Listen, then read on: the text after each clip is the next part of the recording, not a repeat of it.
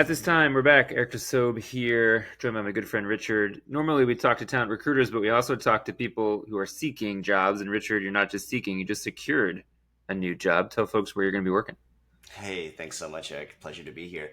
Yeah, I'm going to be starting next week, Monday, at Google as a program manager of culture and development, which I'm super excited about. Yeah, so my recruiting experience, as you know, is in the ed world, but it's impossible to be a recruiter and not hear the lore of Google interview processes. Can you give us some behind the scenes of what that experience is like? Was it 10 rounds long? Was it obstacle courses and other weird tasks? Like, what was actually involved in trying to get the job? Yeah, I certainly can. I've been telling folks, the short end of it is that this was simultaneously the most difficult as well as the easiest like interview No. process I've ever had to prep for, and I can go into that Yeah, I'd love to hear just a why. bit. But yeah, just to the quick run of the numbers, it took about 2 months. So I applied in, I want to say around late February, early March or so, and went through all of my interviews, of which there were 4 rounds, I would say, within about a month. So that was a pretty fast process. And then I actually sat and waited for a month to hear back as they continued to wrap up interviews with other candidates, which is what I found out later. Hmm.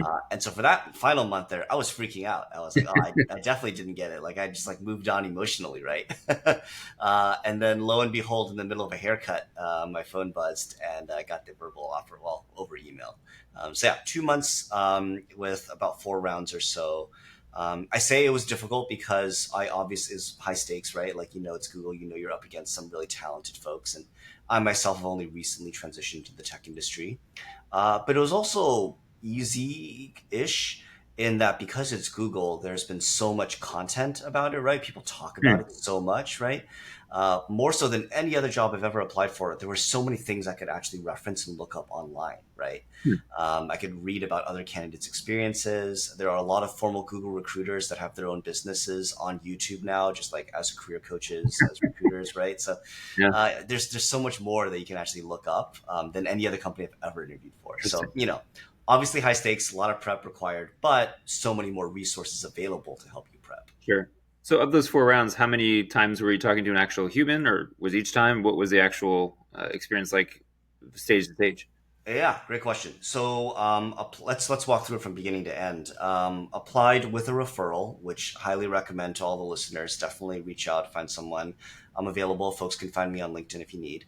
Applied with a referral. Was given an automated questionnaire. Hmm. So not a chatbot thing, like a survey question, essentially, a set of survey questions, if you will. My understanding is that Google rolled this out around last year, so sometime early 2024. The idea was to help sort of stem the flow of just like how many applications they were getting. And so for me as a non-technical person, my questionnaire was all mostly around behavioral stuff. Is around like, do you treat your work seriously? Do you seek out opportunities to collaborate with other folks? Sort of testing, the early stages testing for that quote unquote Googliness factor, right? My understanding is that for folks interviewing for technical positions, their survey questionnaire thing is more technical, right? So we got that done out of the way, thankfully. Was reached out to by a recruiter who let me know right off the bat. She did an amazing job. Let me know right off the bat that my first call was going to be with her, and that was not going to be an interview. That the hiring manager had already seen my resume and wanted to meet with me, and so this Oh, initial call was just to align on expectations around compensation, location, things like that. hmm. First official interview was with the hiring manager, and then had three more interviews as a panel, each one of which was 45 minutes. And those were all spread out over the course of a couple weeks. Had a final informal conversation with another member of the team. That was told to me, that's not an interview. But of course, one takes it very seriously and preps for it nonetheless, right? And that was that. And then I waited a whole month after that to find out. Interesting. I'm glad you brought up the prep piece, and it's interesting so much being out there for Google. How do you avoid over prepping and like having too much info in your head that you actually don't sound like Richard anymore, who's Yeah. a hire. I've known you for a long time. You're a great guy, but I can imagine with so much info to try to figure out how to condense and share back in an interview, you can over prepare. How do you strike that balance? Rehearse, definitely Hmm. rehearse, right? I'm exceedingly grateful to my partner on this. She's absolutely a huge part of how I was able to land the offer.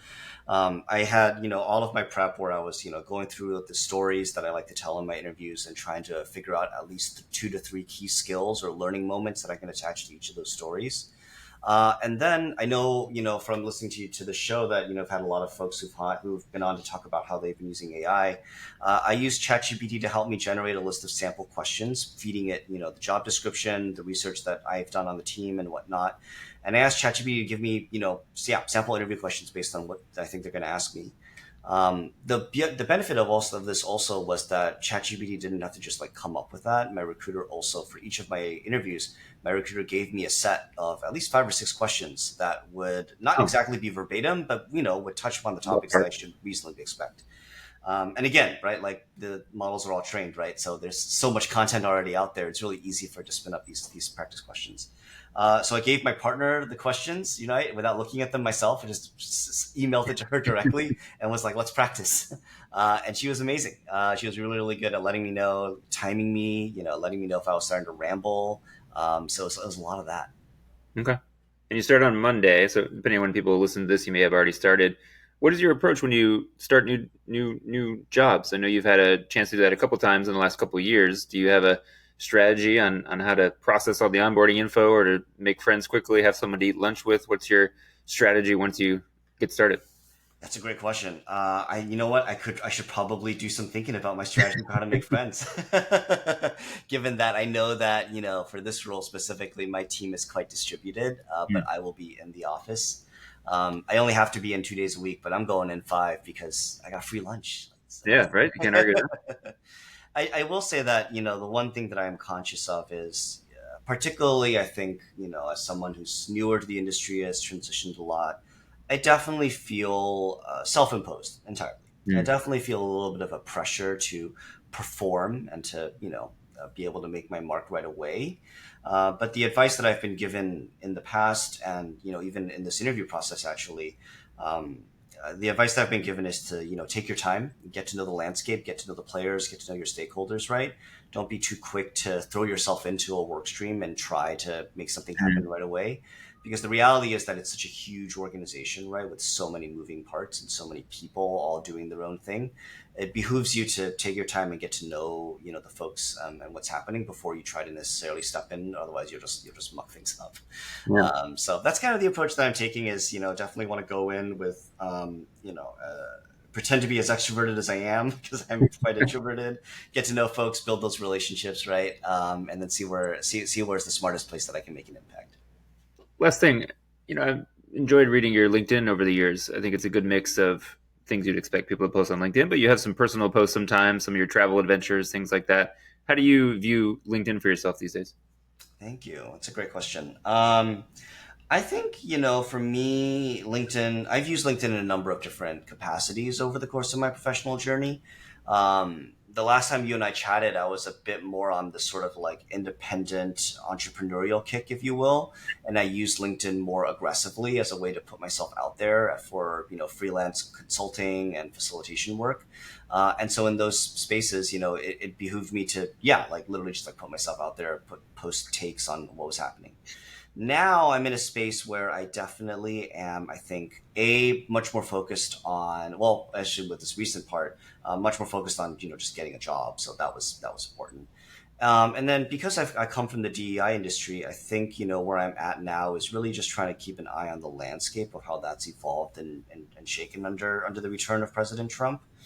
And I'm always, as always, I'm really concerned about what the labor market looks like for early career folks, both in and outside of DEI. And so for me, I try to use LinkedIn as like a personal space for me to kind of reflect and process my thoughts on all of these things, but also most importantly, just try to be helpful. I've actually been thinking a lot about how to distill down my prep process for this Google job, Hmm. because I know that there's a lot of folks who want to work here for obvious reasons, right? Yeah, So definitely just trying to share back and pay it forward, right? Share back all the knowledge, and what I've been able to learn and experience, and try to spread that to a wider community. I love it. Well, I'm excited for you. I can't wait to hear how it goes. Good luck on your first day. I imagine folks can find you on LinkedIn, and we'll put that info in the episode description. I appreciate you sharing your story coming on, and thanks everyone for listening. You can catch all episodes all the places you get your podcasts. And as Richard and I were talking earlier, stunning 4K for all you YouTube fans at home. Appreciate you coming on, Richard. We'll talk to everyone soon. Thanks so much.